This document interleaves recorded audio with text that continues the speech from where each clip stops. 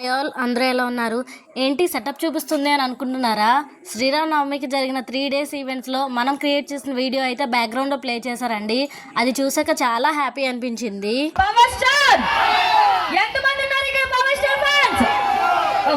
చాలా మంది ఉన్నారు. మా ఈవెంట్స్ వాళ్ళు చేసిన ఈ షో అయితే మా ఊర్లో చాలా బాగా జరిగిందండి. స్పెషల్గా సెలబ్రిటీ అయిన మోనికా గారు అయితే ఈ షోలో పెర్ఫామ్ చేశారు.